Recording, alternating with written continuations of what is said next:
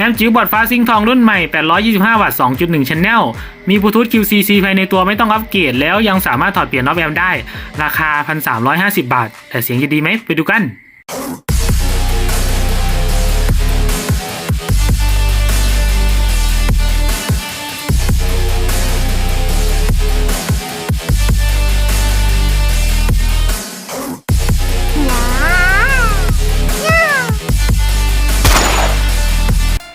สวัสดีครับยินดีต้อนรับเข้าสู่ช่องวิญญาณแมวคลิปนี้ผมก็จะมารีวิวแอมจิ๋วโดยแอมจิ๋วที่ผมนำมารีวิวนะครับจะเป็นแอมจิ๋วบอร์ดฟ้าซิงค์ทองตัวใหม่ครับซึ่งน่าจะเพิ่งเปิดตัวมานะเพราะว่าผมเพิ่งเคยเห็นนะครับแล้วก็แอมจิ๋วตัวนี้นะครับมันจะมีกำลังขับสูงสุดอยู่ที่825 วัตต์ครับจะแบ่งเป็นในส่วนของตัวช่องลำโพงขวา200ช่องลำโพงซ้าย200แล้วก็ในส่วนของตัวซับวูฟเฟอร์อีก425 วัตต์นะครับก็รวมกันเป็น825 วัตต์เนาะซึ่งกำลังขับที่ผมบอกไปเนี่ยมันจะเป็นกำลังขับแบบวัตต์ IMS นะครับไม่ใช่วัตต์พีคหรือว่าวัตต์ PMPO นะแล้วก็แอมจิ๋วตัวนี้นะครับมันมีความน่าสนใจอย่างมากเลยที่ทำให้มันเตะตาผมนะครับเนื่องจากว่าเขาสามารถอัปเกรดออฟแอมภาคปรุงแต่งสัญญาณได้4ตัวนะครับเนี่ย1 2 3 4โดยจะเป็นชนิดดูอัลทั้ง4ตัวเลยนะแล้วก็ยังไม่พอนะครับเขายังให้ชิปบลูทูธที่เป็นชิปบลูทูธของทาง Qualcomm นะครับในรหัส QCC 3034มาด้วยนะครับซึ่ง QCC 3034มันก็น้องๆไอตัว QCC 5125เลยนะซึ่งมันต่างกันแค่ไอตัว3034เนี่ยไม่รองรับตัว LDAC นะครับส่วน5125เนี่ยรองรับตัว LDAC ซึ่งแอมจิ๋วตัวนี้ผมได้มาในราคาเป็นแค่ 1,350 บาทเองนะครับมันก็เลยทำให้ผมได้ซื้อมาลองดูครับว่ามันจะเป็นยังไงถ้าใครสนใจก็ติดต่อพ่อค้าท่านนี้ได้นะครับผมไม่ได้ขายเองนะผมซื้อเขามารีวิวเหมือนกันครับติดต่อเข้าไปได้เลยนะอันดับแรกเรามาดูในส่วนของหน้าตาตัวแอมจิ๋วก็เลยนะครับในส่วนของตัว PCB เนี่ยเขาจะใช้ PCB เป็นลักษณะสีน้ำเงินออกฟ้าๆหน่อยนะครับแล้วก็เป็นแบบเงาสะท้อนแสงนะผมก็เลยเรียกว่าบอร์ดฟ้าซิงค์ทองนะครับซึ่งผมก็ไม่แน่ใจนะว่าจะเป็นของยี่ห้ออะไรเนื่องจากว่าผมลองไปหาข้อมูลมาแล้วครับไม่ทราบชื่อยี่ห้อจริงๆซึ่งแอมจิ๋วพวกบอร์ดฟ้านะครับมันไม่ค่อยมีชื่อยี่ห้อหรอกบางทีไม่มีรหัสรุ่นด้วยนะเนื่องจากว่าเขาผลิตมาแล้วอาจจะรอแบรนด์ต่างๆนะครับนำไปตีแบรนด์เป็นของแบรนด์นั้นๆเองนะครับผมก็คือว่าเขาอาจจะรับ OEM ทำแบรนด์ต่างๆนะครับประมาณนี้แหละอันนี้เดานะนี่ก็คือหน้าตาของมันครับแล้วก็ด้านหลังเดี๋ยวผมจะเทียบขนาดกับตัว TB21 ให้ดูนะครับเนื่องจากว่าเขามีขนาดที่ใกล้เคียงกันมากครับเนี่ยเห็นไหมขนาดพอๆกันกับ TB21 เลยนะเนี่ย TB21 อยู่ฝั่งขวาอันนี้คือด้านบนนะครับขนาด Dimension เท่าๆกันเลยครับแต่ว่าตัวระยะของปุ่มไอตัวบอร์ดฟ้าซิงค์ทองเนี่ยเขาจะกว้างกว่า TB ครับเวลาคุณซื้อไปเนี่ยมันจะใส่แทนพวก TB ไม่ได้นะครับผมแต่ว่าไอตัวบอร์ดฟ้าซิงค์ทองเนี่ยเขาจะมีเวอร์ชันที่เป็นเวอร์ชันย้ายปุ่มมาอยู่นะถ้าใครอยากจะเอาไปใส่พวกเพจต่างๆเนี่ยซื้อแบบย้ายปุ่มจะดีกว่านะครับผมอันนี้ก็เป็นข้อสังเกตเล็กๆน้อยๆเนาะโอเคเดี๋ยวผมจะทำการแกะฮีทซิงค์ให้ดู IC ที่อยู่ด้านล่างนะครับว่าเขาจะใช้เบอร์ไหนทำไมมันได้กำลังขับเยอะจังได้กำลังขับเยอะกว่าไอตัว AS21 อีกนะครับเดี๋ยวจะแกะให้ดูสักครู่โอเคครับผมก็ได้ทำการแกะตัวฮีทซิงค์ออกมาเรียบร้อยวิธีการแกะก็ไม่ยากครับขันน็อต4ตัวที่อยู่ใต้ตัวแผ่น PCB แล้วก็ดึงตัวฮีทซิงค์ออกมาได้เลยครับแต่ว่าตอนที่คุณแกะเนี่ยต้องระวังไอ้ตัวแหวนรองพลาสติกตัวนี้หล่นหายนะครับซึ่งเขาจะรองไว้ด้านหน้านะข้างๆ IC ตรงนี้เลยครับซึ่งเขาจะรองไว้ในกรณีที่ว่าคุณขันน็อตแน่นเกินไปแล้วมันจะไปบี้พวก IC นะครับผมมันอาจจะไปบี้พวกไอตัวอุปกรณ์คอมโพเนนต์ด้านข้างด้วยแล้วที่สำคัญคือว่าถ้าหากคุณขันแน่นเกินไปเนี่ยมันจะไปกดไอตัวซิลิโคนนำความร้อนแล้วมันจะไหลออกด้านข้างหมดนะครับอันนี้เขาก็เลยใส่มาให้นะเวลาคุณถอดออกก็ต้องระวังดีๆนะครับมันจะหล่นหายแล้วก็ตัวฮีทซิงค์เขาก็ทาซิลิโคนนำความร้อนมาเรียบร้อยดีนะครับอันนี้ผมเช็ดออกเรียบร้อยนะหน้าตามันจะเป็นอย่างนี้แหละตอนที่เราเช็ดออกแล้วอันนี้ก็คือตัวฮีทซิงค์ของเขานะครับฮีทซิงค์ก็มีขนาดความหนาระดับหนึ่งนะแล้วก็มีความสูงด้วยเดี๋ยวผมจะเทียบกับตัว TB21 ให้ดูนะครับมันจะใหญ่มันจะสูงกว่า TB21 อยู่นะหนาด้วย ซึ่งเท่าที่ผมไปลองดูนะครับไอตัว heatsink ตัวเนี้ยเขาก็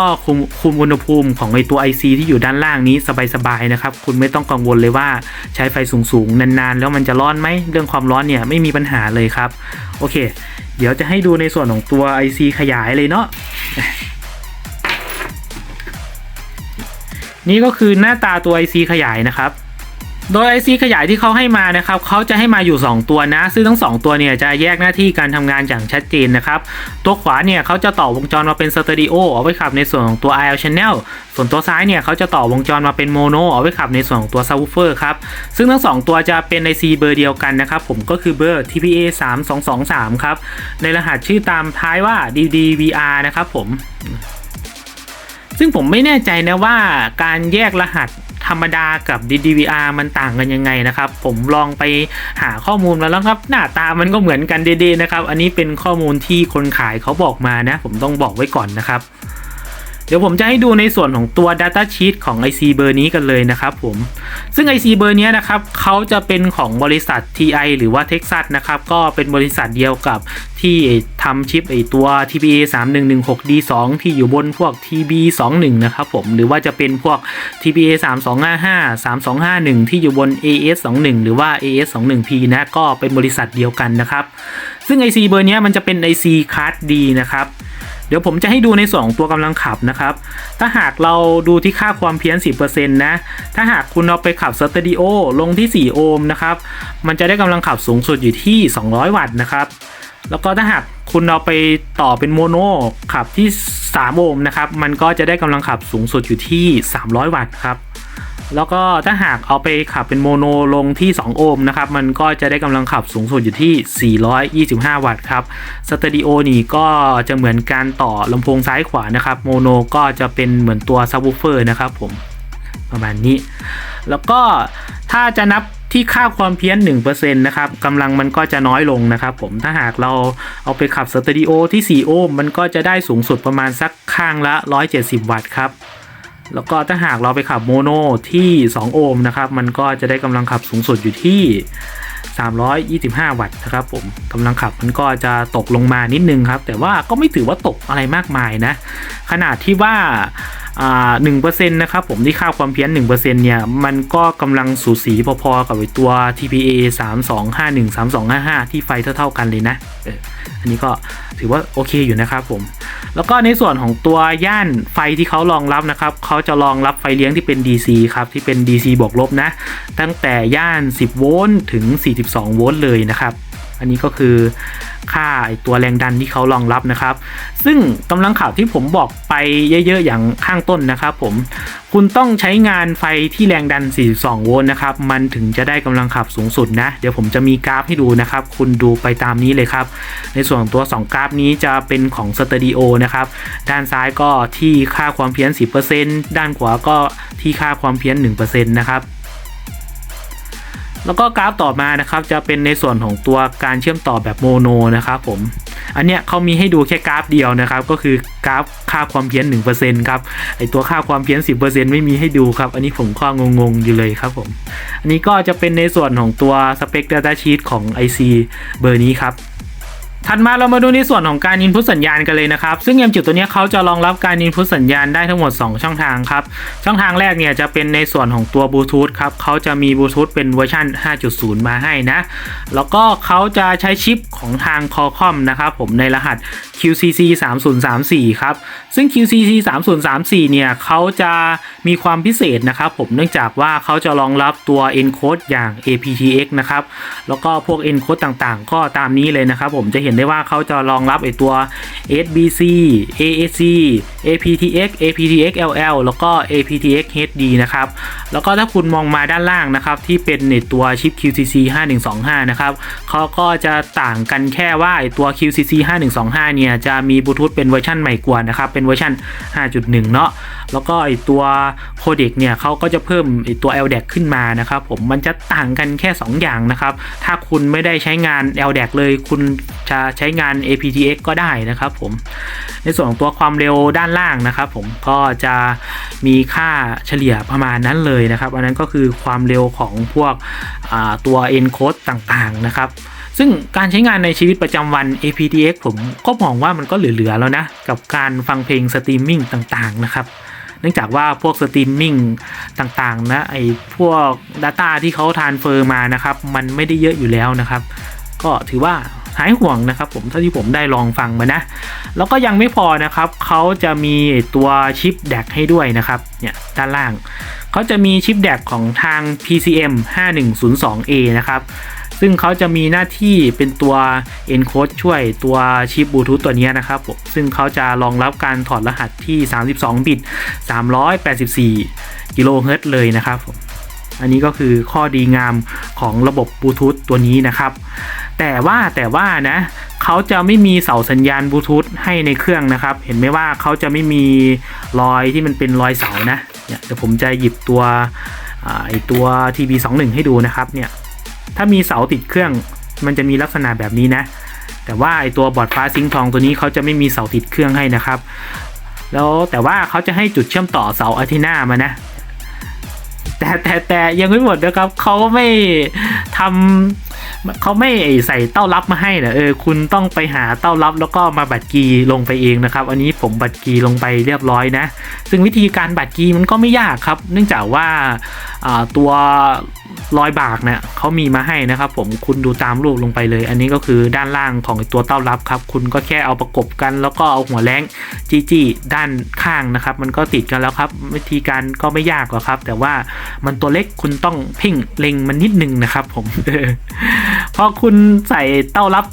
สัญญาณบลูทูธเรียบร้อยนะครับคุณก็ไปหาเสาสัญญาณมานะจะเป็นเสาสัญญาณแบบนี้ก็ได้นะครับหรือว่าจะเป็นเสาสัญญาณแบบนี้ก็ได้นะมันสามารถถอดเข้าถอดออกได้นะครับคุณก็แค่ใส่ลงไปนะครับมันจะเป็นเต้ารับของมันอยู่แล้วมันจะเสียบยากนิดนึงนะเนื่องจากว่ามันแน่นแค่นี้ครับมันจะขยับซ้ายขวาได้นะเวลาคุณถอดออกคุณก็ดึงขึ้นเลยนะครับแค่นี้แหละวิธีการถอดเข้าถอดออกซึ่งการใส่เสาสัญญาณแยกมันจะดีกว่าเสาสัญญาณติดเครื่องนะครับคือระยะมันจะรับส่งได้ไกลกว่าแต่ว่าเดิมๆจากโรงงานเนี่ยเขาไม่ใส่ตัวเต้ารับตัวนี้มาให้นะครับคุณต้องบอกร้านให้เขาใส่ให้หรือว่าซื้อมาใส่เองนะอันนี้ต้องบอกไว้ก่อนนะครับแล้วก็ช่องทางที่เป็น Input ถัดมานะครับผมก็คือตัว AUX 3.5 มิลครับจะอยู่ตรงนี้เลยซึ่งเขาจะรองรับสัญญาณที่เป็นอนาล็อกนะครับตัวนี้เป็น Input นะไม่ใช่ Output เอาไว้ต่อสัญญาณจากพวกคอมพิวเตอร์มือถือหรือว่ามิกเซอร์เข้ามายังตรงนี้เลยนะครับในส่วนของการ Input สัญญาณก็มีแค่นี้แหละครับผมจะขาดแค่ตัว USB ครับอันนี้ก็น่าเสียดายนะไม่แน่ใจว่าจัมป์ USB เข้าจุดด้านข้างของไอตัวชิปบลูทูธพวกนี้ได้ไหมนะครับแต่ว่าเดิมๆที่เขาให้มาเนี่ยไม่มีจุดจัมป์ไม่มีอะไรมาให้เลยครับนี่น่าเสียดายมากเขาน่าจะให้จุดไอตัวต่อ USB มาให้หรือว่าให้ช่อง USB มาเลยก็ดีนะครับอันนี้น่าเสียดายมากถัดมาเรามาดูในส่วนของตัวฟอนต์พาเนลกันเลยนะครับโดยตัวฟอนต์พาเนลเนี่ยจะเป็นจุดที่ปุ่ม Volume VR เขาอยู่กันนะครับเขาจะให้มาอยู่5ปุ่มนะซึ่งแต่ละปุ่มเนี่ยเขาจะแยกหน้าที่การทำงานอย่างชัดเจนนะครับเดี๋ยวผมจะชี้จากฝั่งซ้ายไปฝั่งขวาให้ดูครับว่าแต่ละปุ่มทำหน้าที่อะไรบ้างโดย2ปุ่มซ้ายนะครับเขาจะเป็นของตัวลำโพงซับวูฟเฟอร์นะครับปุ่มตัวนี้จะเป็นปุ่ม Frequency EQ ของซับวูฟเฟอร์ครับเอาไว้ปรับความถี่ส่วนปุ่มนี้จะเป็นปุ่ม Volume ของซับวูฟเฟอร์ครับเอาไว้ปรับความดังของลำโพงซับส่วน2ปุ่มนี้จะเป็นของ IL Channel นะครับปุ่มนี้เอาไว้ปรับเสียงแหลมปุ่มนี้เอาไว้ปรับเสียงเบสส่วนปุ่มสุดท้ายเนี่ยจะเป็นปุ่ม Main Volume นะครับซึ่งปุ่ม Main Volume เนี่ยเขาจะมีหน้าที่เป็นปุ่มปิดเปิดเครื่องคล้ายๆกับแอมป์จิ๋วของทางวูชิเลยนะครับผมก็คือว่าเลื่อนตามเข็มนาฬิกาขึ้นไปเนี่ยดังแป๊กก็คือเปิดนะครับเลื่อนทวนเข็มลงมาสุดดังแป๊กนี่ก็คือปิดนะครับผมอันนี้ก็การใช้งานเบสิกง่ายๆครับเป็นปุ่มเปิดปิดภายในตัวแล้วก็ปุ่มเพิ่มความดังโดยรวมด้วยครับแล้วก็ด้านล่างปุ่มตัว Main Volume นะครับเขาจะมีไฟ LED แสดงสถานะให้ด้วยนะครับผมถ้าจำไม่ผิดมันจะเป็นไฟสีแดงนะประมาณนี้ครับสำหรับตัว Front Panelถัดมาเรามาดูในส่วนของตัว Back I/O Panel กันเลยนะครับโดย Back I/O Panel เนี่ยจะเป็นจุดที่เอาไว้เชื่อมต่ออุปกรณ์ต่างๆครับโดยซ้ายสุดเนี่ยจะเป็นช่อง AUX 3.5 มิลนะครับผมเป็นแบบ Input นะไม่ใช่ Output ตรงนี้ก็เป็นเต้าเสียบไปตัวเสาสัญญาณแอนเทนานะครับส่วนตรงนี้มันจะเป็นเทอร์มินอลไว้ต่อชุดลำโพงนะครับผมโดยเขาจะให้มาอยู่3คู่นะ คู่ซ้ายสุดเนี่ยจะเป็นของช่องลำโพงขวาคู่ตรงกลางเนี่ยจะเป็นของช่องลำโพงซ้ายแล้วก็คู่สุดท้ายเนี่ยจะเป็นของช่องลำโพงซับนะครับโดยช่องลำโพง RL เนี่ยเขาจะสกรีนไว้ด้านบนนะบวกลบดูดีๆนะครับเดี๋ยวจะต่อผิดกับเฟสนะส่วนด้านล่างเนี่ยส่วนในตัวซับวูฟเฟอร์นะครับเขาจะสกรีนไว้ด้านล่างนะบวกลบก็ดูดีๆเช่นกันนะครับจะไปต่อผิดนะมันจะกับเฟสแล้วก็ในส่วนของตัว IL Channel นะครับเขาจะรองรับได้ต่ำสุดถึง3โอห์มนะครับแต่ว่าผมแนะนำให้ใช้4โอห์มขึ้นไปนะเนื่องจากว่าถ้าหากคุณใช้3โอห์มเนี่ยกำลังมันจะตันประมาณสัก160-170 วัตต์นะครับถ้าหากคุณใช้4โอห์มเนี่ยมันจะได้สูงสุดถึง200 วัตต์เลยนะครับผมส่วนซับวูฟเฟอร์เนี่ยคุณสามารถลงได้ต่ำสุดถึง2โอห์มเลยนะอันนี้ไม่มีปัญหาแน่นอนครับได้สูงสุดถึง425 วัตต์เลยนะแล้วก็ขวาสุดนะครับผมมันจะเป็นช่องเชื่อมต่อไฟเลี้ยงครับซึ่งเขาจะรองรับไฟเลี้ยง DC นะครับตั้งแต่ย่าน12ถึง42โวลต์เลยนะครับผมแล้วก็เขาจะให้ตัวช่องต่อไฟเลี้ยงมาแค่ช่องเดียวนะครับเป็นแจ็ค DC ขนาด 5.5 คูณ 2.5 นะครับอันนี้คุณต้องดูดีๆนะครับตัว 5.5 คูณ 2.5 เนี่ยมันจะใหญ่กว่าพวกTB นิดนึงนะครับผม TB เนี่ยเขาจะใช้ตัวนี้เนี่ยเขาจะใช้ 5.5 คูณ 2.1 เนี่ยมันจะเสียบเข้าได้เลยแต่ว่าพอคุณมาเสียบตัวนี้มันจะเสียบไม่ได้นะครับเนื่องจากว่าเขี้ยวด้านในเนี่ยมันจะใหญ่ครับเห็นไหมมันจะคนละขนาดกันนะคุณต้องใช้แบบนี้นะครับคุณต้องใช้ขนาด 5.5 คูณ 2.5 นะด้านขวาด้านขวาคือคูณ 2.1 ด้านซ้ายคือคูณ 2.5 นะครับก็คือว่าดูตรงกลางเนี่ยมันจะเล็กมันจะใหญ่แตกต่างกันนะครับถ้าหากเอา 2.5 มาใช้นะมันจะเสียบเข้าได้เลยนะครับพอดีเลยประมาณนี้ครับเวลาจะซื้อมาใช้งานคุณก็ต้องเตรียมอุปกรณ์นิดนึงนะครับผมหรือว่าถ้าใครไม่อยากต่อแจ็ค DC ตรงนี้คุณก็สามารถจัมป์ตัวสายไฟลงด้านล่างได้เช่นกันนะครับแต่ว่าตัวไฟเลี้ยงที่เขาให้มาเนี่ยเขาไม่มีไดโอดให้นะคือไฟมันจะยิงตรงเข้าตัวคาปาสำรองไฟตรงนี้เลยนะครับคุณต้องระวังนิดนึงนะครับผมอย่าไปต่อขั้วผิดนะ คาปาตัวนี้น่าจะพังก่อนนะครับถ้าโชคดีคาปาตัวนี้ก็พังครับแต่ว่าถ้าโชคร้ายอย่างอื่นมันก็พังไปด้วยนะครับอันนี้คุณต้องดูดีๆนะในส่วนของตัว Back I/O Panel ก็มีประมาณนี้ครับถัดมาเรามาดูในส่วนของตัว Component กันเลยนะครับเดี๋ยวผมจะให้ดูในส่วนของตัวภาคปีกันก่อนนะโดยภาคปีเนี่ยเขาจะให้ออฟแอมมาอยู่4ตัวนะครับเป็นออฟแอมตัวใหญ่ครับเบอร์ที่เขาให้มาก็เบอร์5532ครับของทางเท็กซัสโดยเบอร์นี้ก็มีราคาประมาณสักหลัก10 บาทนะครับผม10 กว่าบาทประมาณนี้แหละเป็นออฟแอมราคาถูกครับถ้าคุณซื้อมาเนี่ยผมแนะนำให้ถอดอัปเกรดเลยนะครับเนื่องจากว่ามันสามารถอัปเกรดได้นะครับวิธีการถอดเนี่ยมันไม่ยากครับเดี๋ยวจะถอดให้ดูเลยเนี่ยคุณหาพวกครีมปากจิ้งจกแบบนี้มานะครับคีบลงไปแล้วก็ขยับซ้ายขยับขวาดึงขึ้นทีละนิดนะอย่าไปดึงขึ้นพรวดเลยนะครับบางทีขามันจะหักถอดแค่นี้แหละครับซึ่ง2ตัวนี้นะครับมันจะเป็นของ Subwoofer ครับส่วน2ตัวนี้มันจะเป็นของ IL Channel ครับเวลาคุณจะจูนเสียงก็ซื้อมาเปลี่ยนแต่ละอย่างเลยนะครับเดี๋ยวผมจะมีคลิปที่เป็น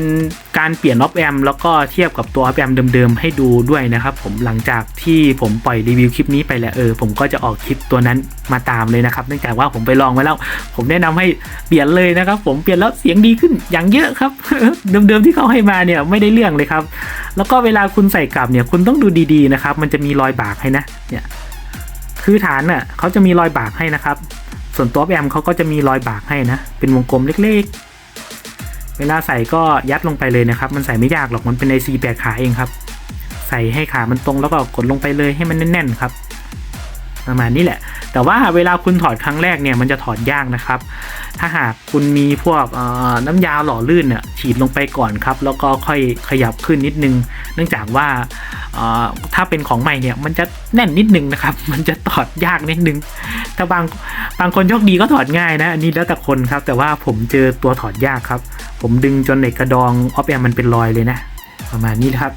สำหรับตัวภาคปรุงแต่งสัญญาณแล้วก็ไหนๆเรามาดูในส่วนของตัวภาคปีนะครับผมจะให้ดูตัวคาปาภาคปีด้วยเนี่ยซึ่งเขาจะให้คาปาตัวเล็กๆมานะครับผม1 2 3 4 5 6 โดยทั้ง6ตัวจะเป็นของทางเอลนานะครับน่าจะเป็น Audio Gate มั้งเดี๋ยวผมขอดู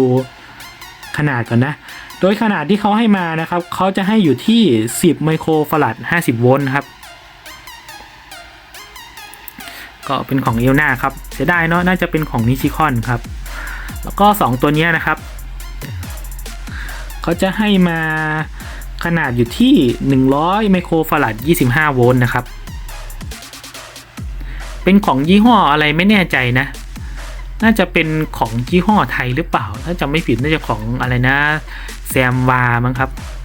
แซมวาประมาณนั้นแหละแล้วก็คาปาสำรองไฟตัวใหญ่นะครับผมตรงนี้เขาจะให้ของนิชิคอนมานะครับขนาดก็จะอยู่ที่ 1,200 ไมโครฟาราด50โวลต์ก็ถือว่าเล็กไปนิดนึงครับผมมองว่าแอมจิ๋วใหญ่ขนาดนี้ควรจะให้คาปาสำรองไฟมาเยอะกว่านี้นะถ้าใคร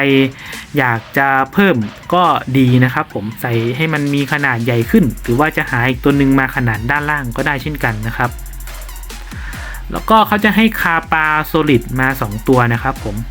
โดยเขาจะอยู่ที่ตัวภาคลดแรงดันไฟครับตัวนี้เขาก็จะมีขนาดอยู่ที่220ไมโครฟาราด50โวลต์ส่วนตรงนี้ก็จะอยู่ที่470ไมโครฟาราด35โวลต์แล้วก็จะให้ตัวเล็กมาอยู่3ตัวนะครับขนาดเท่ากันเลย1 2 3ก็จะอยู่ที่47ไมโครฟาราด35โวลต์โดยแอมจิ๋วตัวนี้นะครับเขาจะมีภาคลดแรงดันไฟหรือว่าสเต็ปดาวอยู่2อันนะครับผมโดยภาคลดแรงดันไฟตัวเนี้ยเขาจะให้ IC Regulator ตัวใหญ่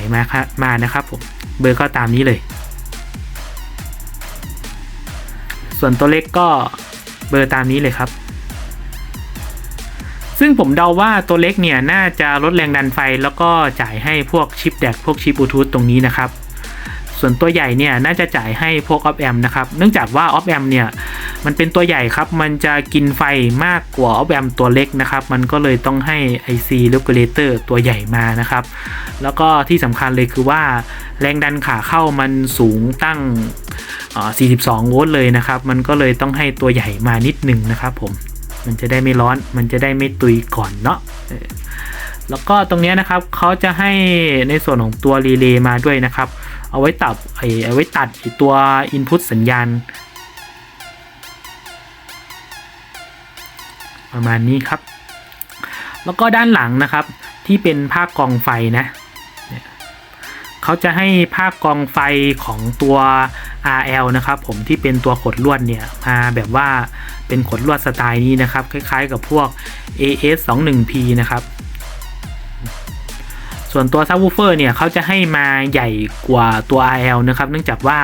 มันมีกำลังสูงกว่าตัว RL ครับเขาจะให้ขดลวดมาเป็นแบบว่าขดใหญ่เลยนะเนี่ยเราไม่ต้องไปโมเพิ่มก็ได้นะครับผมมองว่าเดิมๆที่เขาให้มาเนี่ยค่อนข้างที่จะเหมาะสมครับแล้วก็ในส่วนของตัวคาปาที่อยู่ตรงภาคกองไฟครับเบอร์ก็ตามนี้เลยนะมันเล็กมากครับประมาณนี้ครับสำหรับอุปกรณ์คอมโพเนนต์ครับแล้วก็ผมชอบอย่างหนึ่งนะพวกสกรีนบนบอร์ดเนี่ยเขาจะบอกค่าอุปกรณ์ทุกอย่างมาเลยนะครับเนี่ยเห็นไหมขนาดของคาปาเบอร์คาปาเบอร์พวกตัว R นะครับมีให้หมดเลยนะเราไม่ต้องไปเดาเองนะครับเนี่ยผมชอบมากเลยซึ่งบอร์ดฟ้าเนี่ยเขาจะชอบทำมาให้นะครับส่วนพวก TB เขาจะเขียนแค่ตัว number มาน่าจะกันคนลอกด้วยแหละแต่ว่าเนี้ยมันทำมาให้ช่างได้ซ่อมง่ายนะครับคุณไม่ต้องไปวัดขนาดคุณไม่ต้องไปหาค่าอะไรยุ่งยากนะครับผมอุปกรณ์ส่วนมากก็เป็นแบบ SMD ครับแต่ว่าก็เป็นเกรดธรรมดานะครับส่วนด้านหลังนะครับก็ไม่มีอะไรเลยนะครับเนื่องจากว่าอุปกรณ์ส่วนมากมันอยู่ด้านหน้ากันหมดแล้วเนาะด้านหลังก็โล่งๆเลยครับประมาณนี้โอเคเดี๋ยวผมจะประกอบคืนแล้วก็ไปเทสเสียงให้ดูครับว่าเสียงที่ได้เนี่ยมันจะเป็นยังไงบ้างโอเคครับผมก็ได้ทำการเซตอัพเรียบร้อยมาดูในส่วนของตัวเซตติ้งที่ผมใช้งานกันเลยนะครับผมจะใช้ตัวระบบลำโพงแบบ 2.1 Channel ตัวตู้ลำโพงซ้ายขวาจะเป็นตู้2ทางทรงสูงนะครับโดยตัวดอกด้านบนเนี่ยจะเป็นดอกวูฟเฟอร์ย่านกลางต่ำข ขนาด 6.5 นิ้วจากทางแบรนด์กิฟครับโดยมีค่าอิมพีแดนซ์อยู่ที่ 8 โอห์มนะส่วนดอกด้านล่างเนี่ยจะเป็นดอกทวิตเตอร์แบบริบบอนจากทางแบรนด์แพดออดิโอนะครับมีค่าอิมพีแดนซ์อยู่ที่ 8 โอห์มเช่นกันโดย2ดอกเนี่ยผมเอามาขนานกันนะครับแต่ว่าไอตัวดอกล่างเนี่ยผมต่อผ่านคาปากองเสียงแหลมครับเราจะนับค่าความต้านทานแค่ดอกบนก็คือว่าตู้ลำโพงซ้ายขวาเนี่ยตกตู้ละ 8 โอห์มนะแล้วก็ตัวตู้ตรงกลางนะครับจะเป็นตู้ลำโพงซับวูฟเฟอร์สูตรหน้าเปิดนะครับ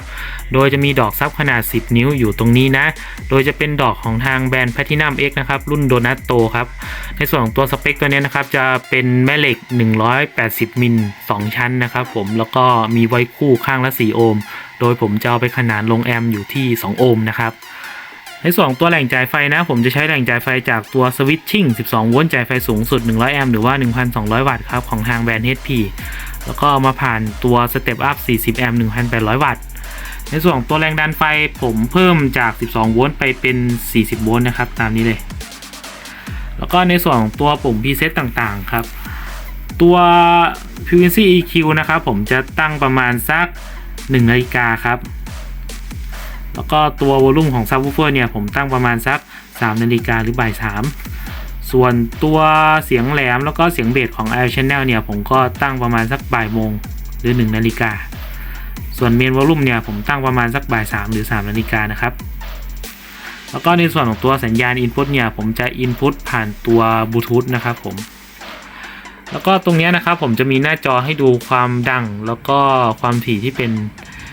กราฟตรงนี้นะครับโดยแอปตัวนี้เขาจะชื่อว่า Audio Spectrum Analyzer Pro ครับถ้าใครสนใจก็ดาวน์โหลดมาใช้งานกันได้ครับมันเป็นแอปที่ดีมากเลยเนื่องจากว่ามันค่อนข้างที่จะเรียลไทม์ครับแล้วที่สำคัญคือมันฟรีครับผมโอเคเดี๋ยวเราไปดูในส่วนของการเทสเสียงกันเลยครับ We are not responsible for causing any ear damage. Yayalagin ka sa mga bagong remix ni DJ Christian Naive. Battle mode activated.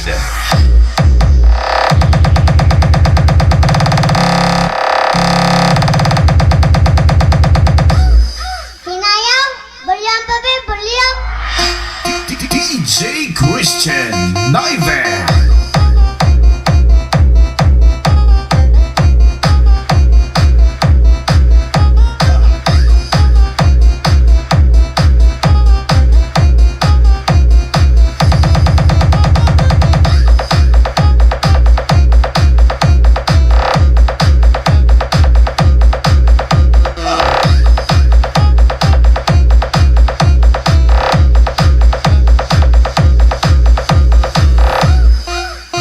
Naive, the best.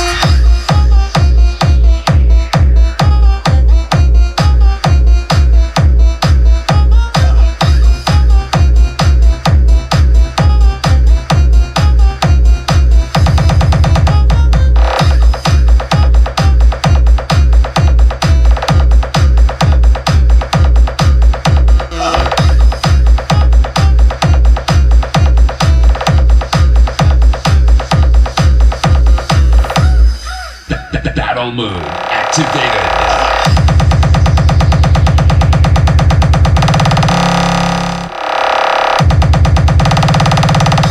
We are not responsible for causing any ear damage.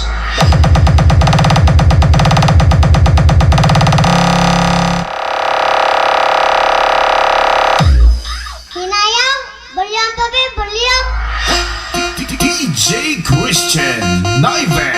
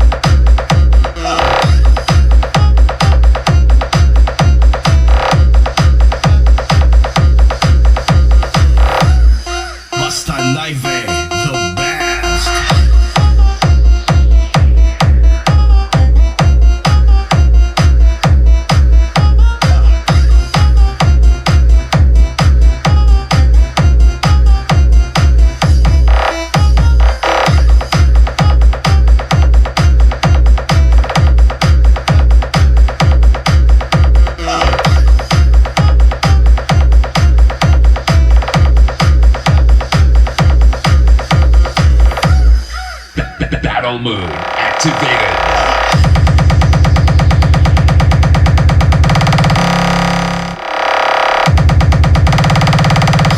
We are not responsible for causing any hair damage.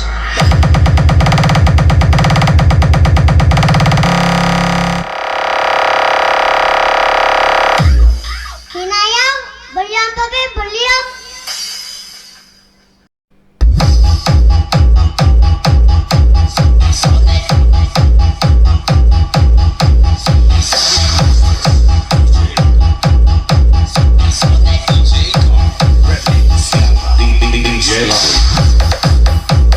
G1 Motor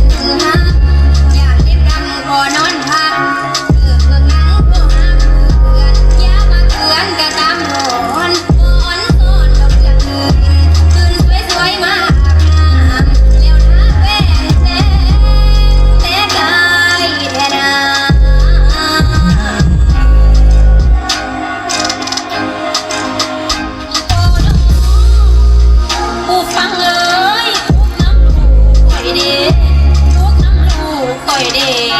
เขาก็บ่ดอกยอมกินบ่ติดดินดอกคือเขาเที่ยวบ่เศร้าดอกแรงเศร้าทำแรงมาบ่กินเขาขอได้เงินไปหาเที่ยวลูกสาวเดียวใส่บ่ได้สิตายแล้วผู้แม่มันหาเด้อแม่เอ้ยแม่อย่าจมแม่อย่าเว้า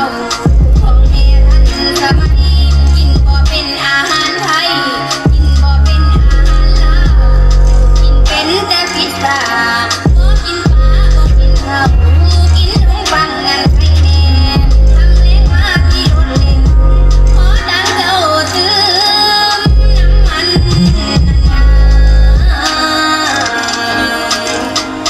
โอ้น้อง ถ้าเด้อลูกไปเป็นโนจังสีลูกผู้ใดเป็นจังสีพ่อกับแม่อย่ายังใดรถที่ยอมกะดีไปจากหมู่เฮาดอกเสียสิ้นบ่เคยมีดอกลายสิ้นเงินหลายๆแม่ตาหนูปล่อยแต่พุงโชว์สร้างหางปล่อยแต่พุงโชว์สร้างหางใส่มือนั้นก่อนแม่อายแต่น้องเจ้าเอ้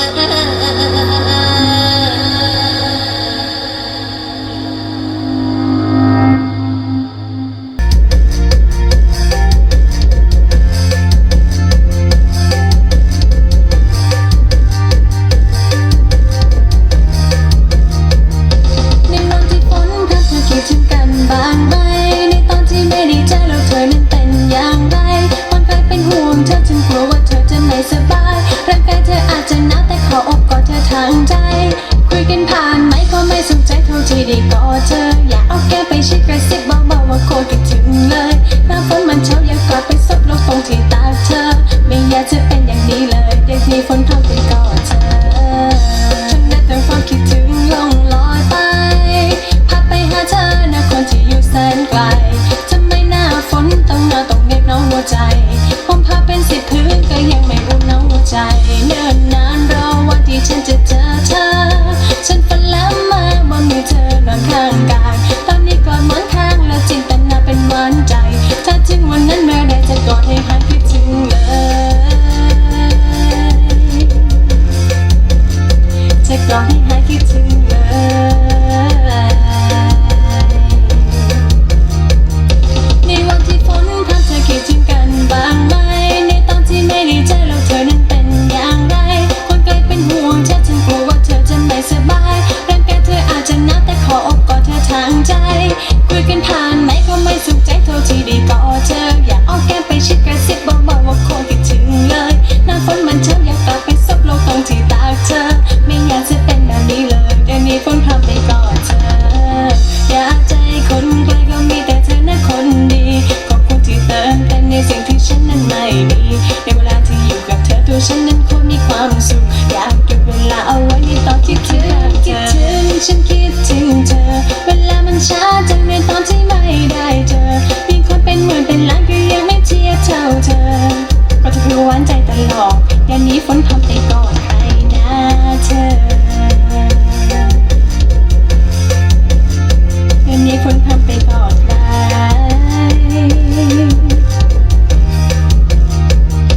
ในวันที่ฝนพรำเธอคิดถึงกันบ้างไหม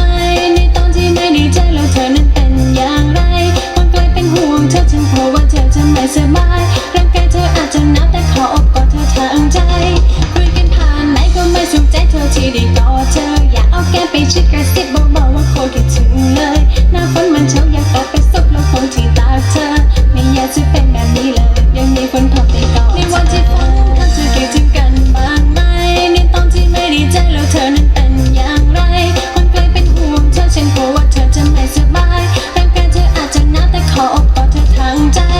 คุยกันผ่านไหมก็ไม่สุขใจเท่าที่ได้กอดเธออยากเอาแก้มไปชิดกระซิบเบาๆว่าโคตรคิดถึงเลยหน้าฝนมันเช้าอยากกลับไปซบลงตรงที่ตาเธอไม่อยากจะเป็นแบบนี้เลยอยากมีฝนพรำไปกอดเธอ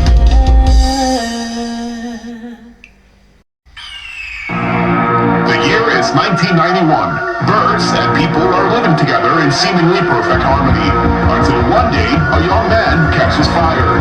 This is Phoenix.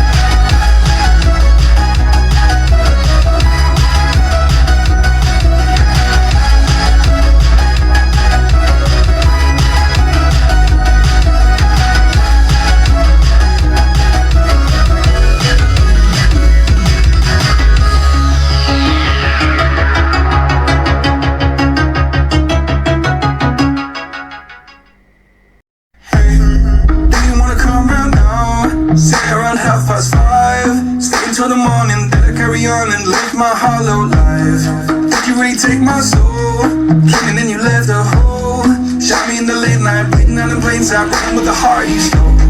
You got your desires, always starting fires, losing sleep. I'm in too deep. I'm hiding Michael Myers, building an empire. You are rising higher, standing tall, but you fall 'cause we all hear the choir. Beautiful love, dragging me under the table. Hell in her eyes, she wants to put me in a hole. Beautiful liar, holding me, I'm a neighbor, bleeding me dry. She wants to devour my soul.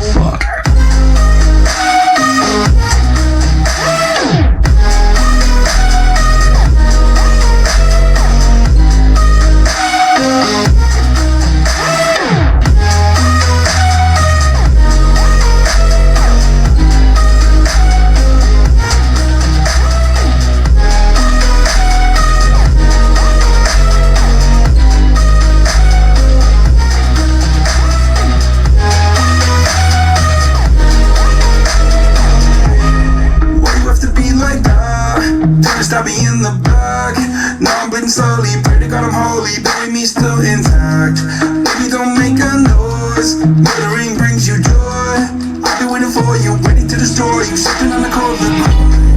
You got your desires, always starting fires, losing sleep. I'm in too deep. I'm hiding Michael Myers, building an empire. You are rising higher, standing tall, but you fall 'cause we all hear the choir. Beautiful love, dragging me under the table. Hell in her eyes, she wants to put me in a hole. Beautiful liar, holding me, I'm a neighbor, bleeding me dry. She wants to devour my soul. Fuck.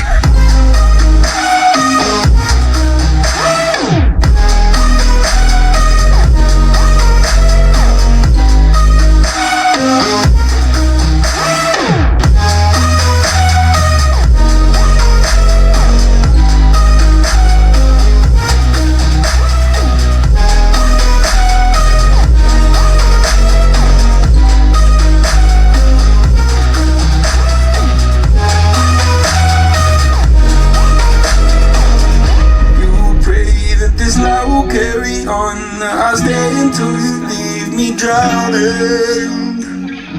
I've slayed a couple demons in my day. You don't know I can't be slayed. Oh no. Beautiful lies, dragging me under the table. Hell in her eyes, she wants to put me in a hole. Beautiful liar, holding me, I'm a neighbor, bleeding me dry. She wants to devour my soul. Fuck.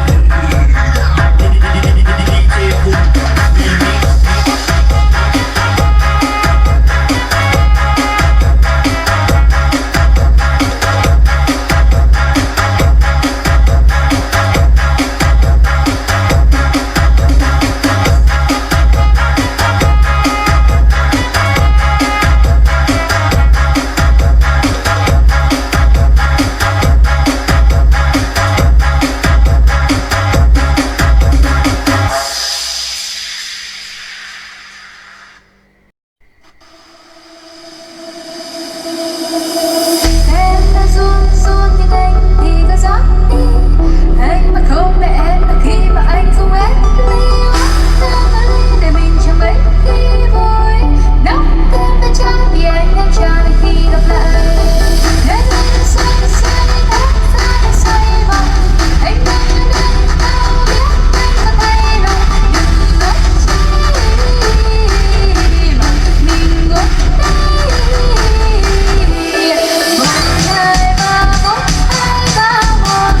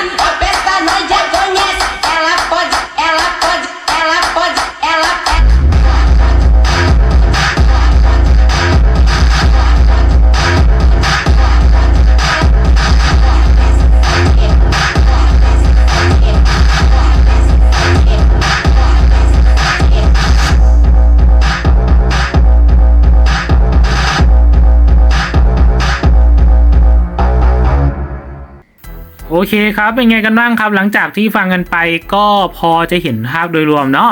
ก่อนที่เราจะไปสรุปเรื่องเสียงเดี๋ยวผมจะมาสรุปเรื่องการใช้พลังงานแล้วก็ความร้อนก่อนนะครับเริ่มต้นที่การใช้พลังงานกันเลยครับแอมจิ๋วตัวเนี้ยเท่าที่ผมได้เทสกับตัวชุดลำโพงที่ผมได้เทสเสียงให้ฟังไปนะครับมันจะกินเฉลี่ยประมาณสัก150วัตต์บวกลบนะครับผมก็ไม่ได้ถือว่ากินอะไรเยอะแยะมากมายครับแต่ว่าจังหวะที่มันพีคจริงๆนะครับมันจะพีคประมาณสัก286วัตต์ครับหรือถ้าตีเป็นกระแสก็ 7.14 แอมป์ที่ไฟ40โวลต์นะครับผมก็ไม่ถือว่ากินเยอะนะได้ความดังระดับนี้ได้คุณภาพเสียงขนาดนี้ผมมองว่าค่อนข้างที่จะเหมาะสมกับพลังงานที่เสียไปครับถัดมาก็จะเป็นในส่วนของเรื่องความร้อนครับผมก็จะเทสในห้องแอร์ประมาณสัก25องศานะครับเดี๋ยวผมจะชี้บอกแต่ละจุดครับว่ามันร้อนประมาณไหนกับตัวชุดลำโพงที่ผมเทสไปเมื่อกี้นะครับตัวฮีทซิงค์นะครับมันก็จะร้อนประมาณสัก 66.8 องศาเซลเซียสครับถัดมาก็จะเป็นในส่วนของตัวแอมป์ครับก็จะร้อนประมาณสัก 44.8 องศาเซลเซียสถัดมาก็จะเป็นในส่วนของตัวชิปรับสัญญาณบลูทูธ QCC ตัวนี้ครับก็จะร้อนประมาณสัก 33.9 องศาเซลเซียสถัดมาครับก็จะเป็นในส่วนของตัวขดลวดของ RL ครับก็จะร้อนพอๆกันครับร้อนประมาณสัก 55.6 องศาเซลเซียสถัดมาก็จะเป็นในส่วนของตัวขดลวดของซับวูเฟอร์ครับอันนี้ก็จะร้อนพอๆกับตัวขดลวด RL เลยนะครับผมก็จะอยู่ประมาณสัก 55.7 องศาเซลเซียสถัดมาข้างๆครับก็จะเป็นในส่วนของตัวคาปาสำรองไฟตัวใหญ่สุดนะครับก็จะร้อนประมาณสัก 42.3 องศาเซลเซียสแล้วก็ข้างหลังคาปานะครับจะเป็นในส่วนของตัวแจ็ค DC ไฟเลี้ยงครับก็จะร้อนประมาณสัก 29.7 องศาเซลเซียสแล้วก็สุดท้ายครับจะเป็นในส่วนของตัวช่องต่อลำโพงเอาท์พุตตรงนี้นะครับผมก็จะร้อนประมาณสัก 29.6 องศาเซลเซียสจากทั้งหมดนะครับก็จะเห็นได้ว่าจุดที่ร้อนที่สุดนะครับก็คือตัว Heatsink IC ขยาย2ตัวนี้นะครับผมแต่ว่าอุณหภูมิประมาณสัก66องศามันก็ไม่ถือว่าถึงจุดที่มันเป็นจุด TJ Max ของมันนะครับซึ่งจุด TJ Max หรือว่าอุณหภูมิสูงสุดที่มันจะทำงานได้มันจะอยู่ประมาณสักถ้าจะไม่ผิดประมาณ 80-85 องศาเซลเซียสนะครับผมซึ่งอุณหภูมิราวๆ60องศามันก็ถือว่าเย็นๆนะครับแต่ว่าถ้าหากใครอยากให้มันเย็นมากกว่านี้คุณก็หาพัดลมสักตัวเล็กๆนะครับผมราวๆสัก 5-6 เซนมาติดตัว Heatsinkตัวนี้ก็ได้เช่นกันนะครับหรือว่าถ้าหากใครจะโมฮีทซิงค์ให้มันใหญ่มากขึ้นอันนี้ก็แล้วแต่สะดวกนะครับถ้าจะไปอัดทั้งวันก็หาพัดลมมาติดเพิ่มก็ดีนะครับผมเนื่องจากว่าอันนี้ผมเทสในห้องแอร์นะครับถ้าหากไปเทสข้างนอกอุณหภูมิมันจะสูงกว่านี้อยู่นะครับผมอันนี้ก็เป็นอุณหภูมิเบื้องต้นที่ผมได้ทำการทดสอบไปครับ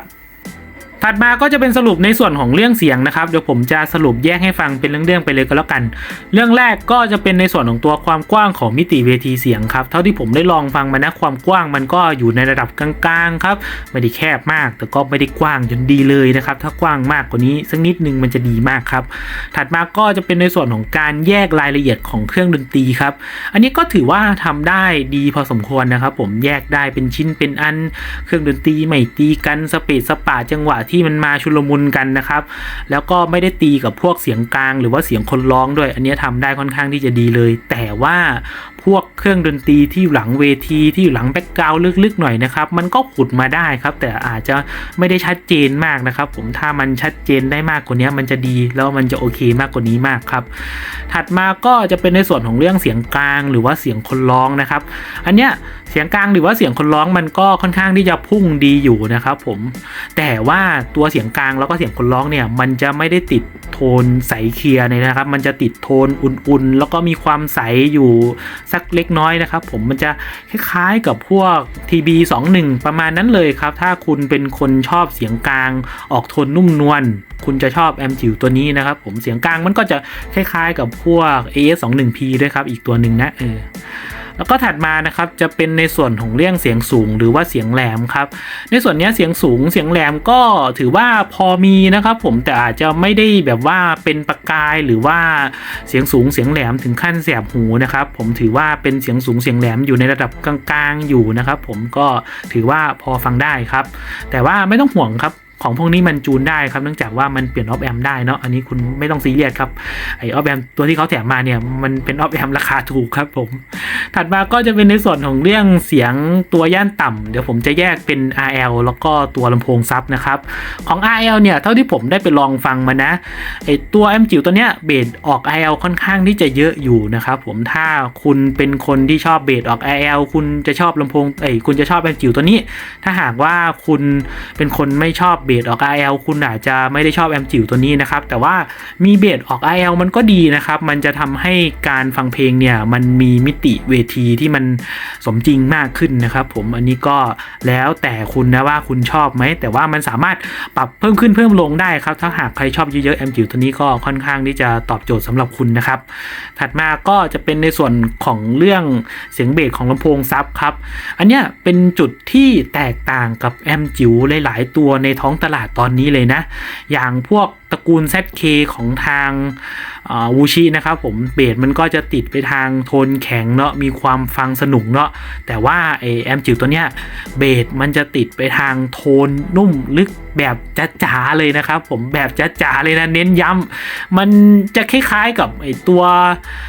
ตระกูล XY นะครับผมของทางยี่ห้อซินยี่เนี่ยพวก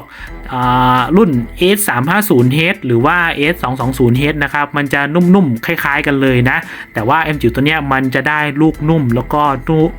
ลูกลึกที่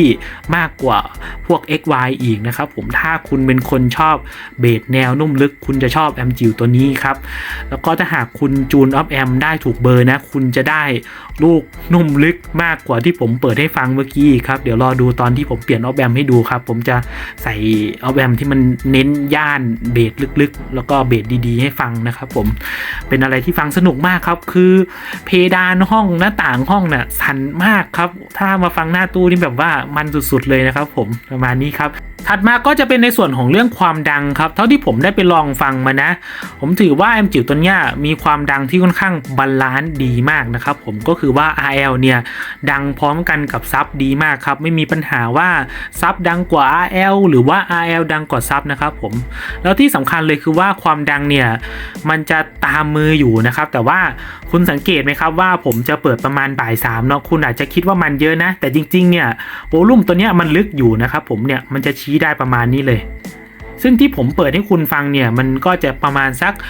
70% นะครับผมมันจะเหลือนิดนึงยิ่งถ้าคุณเพิ่มเยอะมันก็จะได้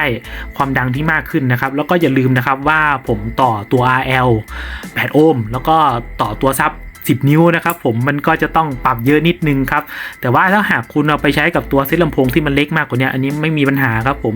แล้วก็ถ้าหากคุณเปลี่ยนเบอร์ออฟแอมมันก็จะได้ความดังที่มากขึ้นด้วยครับออฟแอมที่ใส่มาให้เนี่ยมันค่อนข้างที่จะธรรมดาไปนะครับผมอันนี้ก็พูดตามตรงเลยถ้าคุณอยากได้ความดังเนี่ยมันสามารถจูนให้ได้มากกว่านี้อีกนะครับถัดมาก็จะเป็นในส่วนของเรื่องสัญญาณรบกวนครับเท่าที่ผมได้ไปลองฟังมานะสัญญาณรบกวนไม่มีเลยนะครับผมไม่มีจังหวะ